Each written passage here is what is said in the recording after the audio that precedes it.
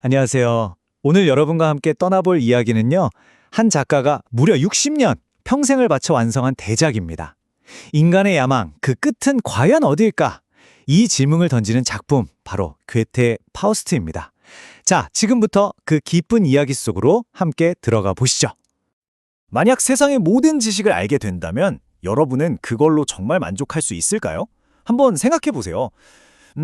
이게 사실 오늘 우리가 파헤쳐볼 이야기의 핵심 질문이거든요.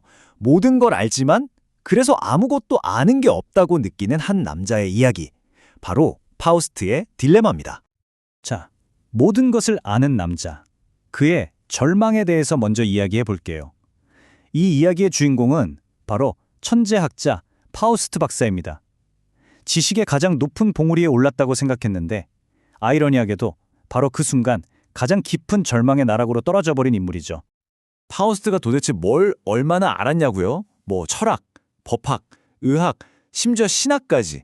당시에 인간이 알 수 있는 거의 모든 학문을 섭렵했다고 보시면 돼요.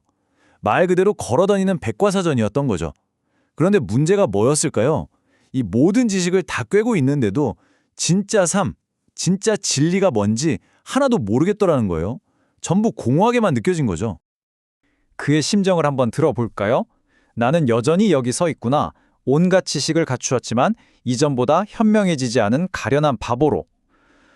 정말 처절하죠. 먼지 쌓인 책들 속에서 자기가 아무 쓸모없는 존재가 되어버렸다는 무력감, 자괴감에 시달렸던 겁니다. 얼마나 괴로웠으면 스스로 생을 마감할 생각까지 했을까요? 자, 이렇게 파우스트가 인생의 막다른 골목에 다다랐을 때 드디어 이야기가 본격적으로 시작됩니다. 바로 악마와의 위험한 내기가 펼쳐지거든요.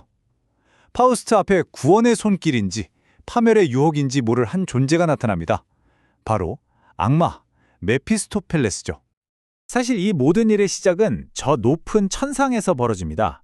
신과 악마 메피스토펠레스가 파우스트의 영혼을 두고 내기를 하거든요. 마치 성경의 욥기 이야기처럼요.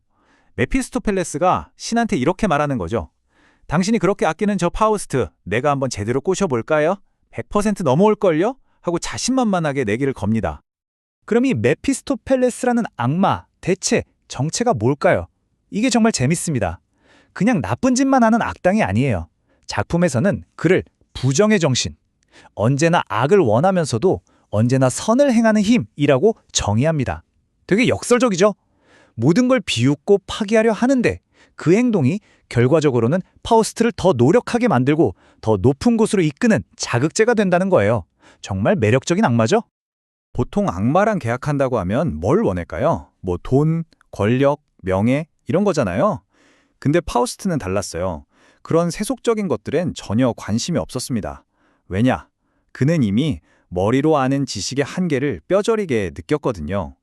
이제 그가 원한 건 지식이 아니라 온몸으로 부딪히는 경험의 끝을 보고 싶었던 겁니다.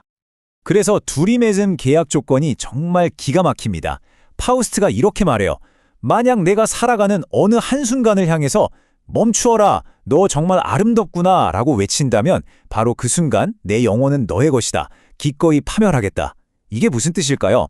메피스토펠레스가 이기려면 파우스트가 이 순간이 영원했으면 좋겠다라고 진심으로 느끼게 만들어야 한다는 거죠. 정말 독특한 내기 아닌가요? 자, 이렇게 악마와의 계약은 체결됐습니다. 메피스토펠레스의 힘으로 젊음까지 되찾은 파우스트. 이제 그의 끝없는 방랑이 시작됩니다. 인간이 겪을 수 있는 모든 경험을 향한 거대한 여정이죠. 이 여정은 크게 1부와 2부 두 부분으로 나뉘어서 전개돼요. 1부와 2부가 어떻게 다른지 한번 비교해 볼까요? 1부는 작은 세계라고 불리는데 한 개인의 감정, 특히 그레텐 헨이라는 여인과의 비극적인 사랑 이야기에 집중합니다. 아주 내밀하고 감정적인 이야기죠. 반면에 2부는 거대한 세계로 무대가 확 넓어져요. 정치, 전쟁, 예술, 심지어 대규모 사회사업까지 훨씬 스케일이 크고 철학적인 주제들을 다루게 됩니다. 1부의 핵심은 뭐니 해도 그레첸과의 사랑 이야기입니다. 파우스트는 순수한 소녀 그레첸을 만나서 불같은 사랑에 빠지죠.